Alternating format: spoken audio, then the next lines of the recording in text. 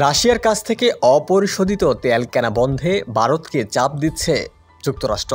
এর মাঝেই রাশিয়ার প্রেসিডেন্ট ভ্লাদিমির পুতিন বললেন, তার দেশ নয়াদিল্লিকে নিরবিচ্ছিন্নভাবে জ্বালানি সরবরাহ করতে প্রস্তুত। শুক্রবার নয়াদিল্লিতে ভারতের প্রধানমন্ত্রী নরেন্দ্র মোদীর সঙ্গে যৌথ সংবাদ সম্মেলনে ভ্লাদিমির পুতিন এমন ঘোষণা দেন।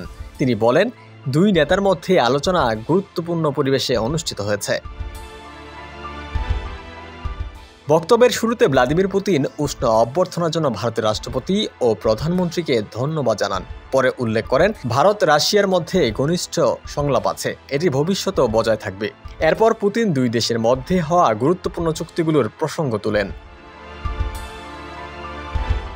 ইন্ডিয়া টুডেকে দেওয়া সাক্ষাৎকারে পুতিন পারমাণবিক জ্বালানির কথা উল্লেখ করেছিলেন। মোদির সঙ্গে বৈঠকের পর দেওয়া বিবৃতিতেও তিনি বলেন, তামিলনাড়ু রাজ্যে রাশিয়া ভারতের সর্ববৃহৎ নিউক্লিয়ার পাওয়ার প্ল্যান্ট নির্মাণ করছে।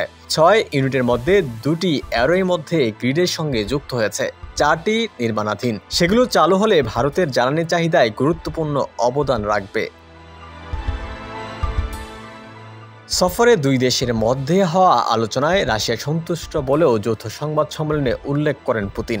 আর নরেন্দ্র মোদী বলেন, নানা সংকটের মধ্যেও ভারত রাশিয়ার বন্ধুত্ব নক্ষত্রের মতো স্থির অবস্থায় আছে। যৌথ সংবাদ সম্মেলনে দুই নেতা যখন তাদের বিবৃতি পড়ে শোনান, তখন বড় কোনো চুক্তির প্রসঙ্গ সামনে আসেনি। বিশেষ করে যুদ্ধ বিমান বা প্রতিরক্ষা সংক্রান্ত যেগুলো সামনে এসেছে, সেগুলো মূলত বাণিজ্য বৃদ্ধির লক্ষ্যে করা হয়েছে।